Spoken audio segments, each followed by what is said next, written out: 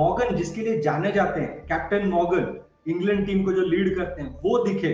थोड़ा सा बाहर से मदद मिल रही थी, लेकिन मैं कहूंगा ये एक स्मार्ट मूव है। अगर आपके पास रिसोर्सेज हैं, बाहर बैठे लोग आपको मदद कर सकते हैं, हर तरीके से आपको मदद मिल सकती है, तो आप उसको यूज करें। वही तो एक शानदार लीडर होता है जो अपने सारे रिसोर्सेज को यूज कर सके स्मार्टली। तो ये एक अच्छी मूव थी उनकी। ये जो उन्होंने जो प्रज्ञान कह रहे हैं कि जो उनके एनालिस्ट हैं बाहर डगआउट में बैठे रहते हैं, ये इंग्लैंड टीम से भी किया था उन्होंने। आई थिंक जब साउथ अफ्रीका के खिलाफ वो खेल रहे थे, T20 सीरीज एक थी करीब 6-8 महीने पहले शायद। बट एनीवे उस वक्त जो एनालिस्ट बैठे हुए थे वो कंप्यूटर से कुछ निकाल के और कोई नंबर भेज रहे थे उनको, कोई नंबर लिख के वहां पे भेज रहे थे। तो बड़ी एक चर्चा हुई थी उसके बारे में। अभी तक हमने आई थिंक देखा नहीं था इधर टूर्नामेंट में। आज उन्होंने भेजा एक 54, एक लगा हुआ था साइन वहां पे 54। वीरू, पहले तो आप बताइए 54 क्या गेस था, वो बाद में करेंगे, पर पहले ये जो सोच है और ये जो स्ट्रेटेजी है, इसके बारे में आपकी राय। ऑपरेशन 54 ऐसा तो आर्मी में देखा, ये कोड लैंग्वेज में बातें होती हुई कि भी इस ऑपरेशन में चार्ली, टैंगो, ये सब ऐसे काम वहां देखने को मिलते हैं। लड़ाई जब वॉर होती है तो ये भी एक लड़ाई थी।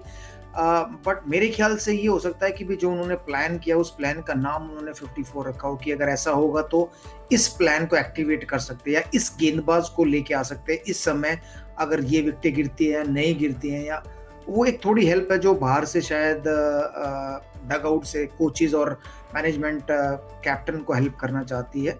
तो उसमें कोई हर्ज की बात नहीं है। बट अगर वो डिक्टेट कर रहे हैं बाहर से, तो फिर तो कैप्टनसी कोई भी कर सकते हैं ना।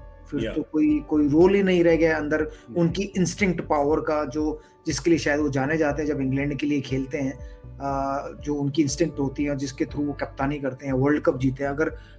अगर ये सब बाहर से हो रहा है तो मुझे लगता है कि बाहर की मदद जरूर मिलनी चाहिए। बट कप्तान को भी कभी लगता है नहीं यार, इस समय स्पिन की नहीं फास्ट बॉलिंग की जरूरत है, या फास्ट बॉलिंग की नहीं स्पिन की जरूरत है।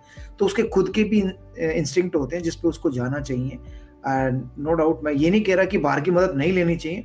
कभी कभी तो जो बाहर बैठा हुआ मतलब 25वां खिलाड़ी होगा वो भी अच्छा सजेशन दे सकता है।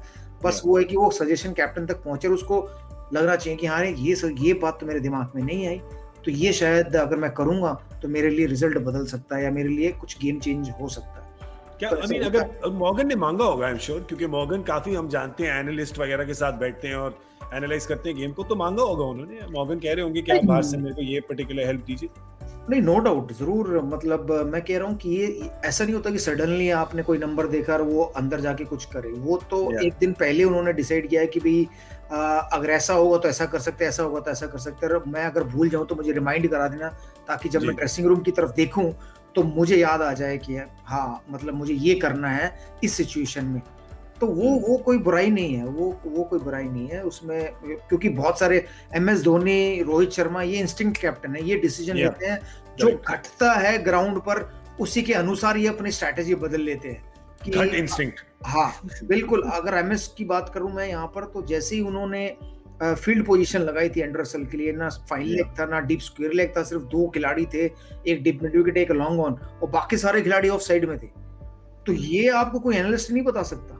तो ये MS धोनी इमीडिएटली सोचते हैं अच्छा हाँ अब ये मारने लग गए हैं, इनको यहाँ फील्ड लगाकर, क्योंकि ये पैडल स्वीप तो मारते नहीं ना दिल स्कूप मारते हैं, तो हम यहाँ बॉलिंग कर सकते हैं और उनको रोक सकते हैं, उनको आउट कर सकते हैं। तो वो नो डाउट डगआउट से हेल्प जरूर मिलनी चाहिए और जरूर लेनी भी चाहिए। बट कुछ ऐसी चीजें घटती है जब ग्राउंड में, तो इंस्टिंक्ट कैप्टन की बहुत जरूरी है। तो जैसे जो वीरू कह रहे हैं कि अगर आप देखें कुछ घटना घटती है और आप उससे कोई चेंज करें, तो उसको इंग्लिश में कहते हैं गट इंस्टिंक्ट और हिंदी में कहते हैं घट इंस्टिंक्ट। तालियां please. Thank you very so kind. पर प्रज्ञान, ये देखिए, एक आपको याद होगा बहुत टाइम पहले बॉब बुलमर ने ऐसा ही किया था हेंसी क्रोनिये के साथ। याद है वो लोग ईयरपीस लगा के गए थे, हेंसी क्रोनिये कप्तान थे साउथ अफ्रीका के, उन्होंने ईयरपीस लगाया था और बॉब बुलमर बाहर बैठ के उनको इंस्ट्रक्शंस दे रहे थे।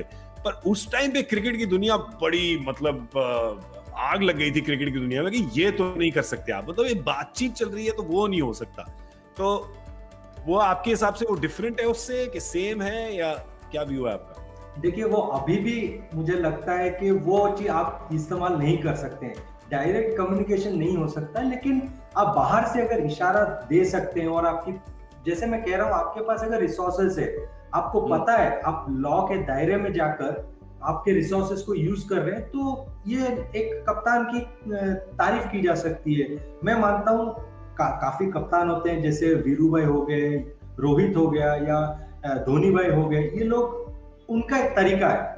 तो मॉर्गन या कोई और कप्तान रहते हैं, उनका एक तरीका होता है। मे बी वो इतने इंटेंसिटी गेम में थोड़े चीज भूल जाते होंगे जो कि मैच में फर्क ला सकते हैं। इसीलिए उन्होंने कहा होगा कि अगर आपको कुछ लगता है तो आप मुझे इशारा कर दें, ताकि मैं वो चीज अपने जहन में डाल सकूं।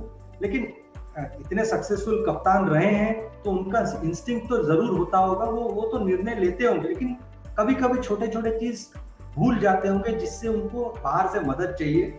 और कहीं ना कहीं हर एक का एक अलग अलग तरीका होता है।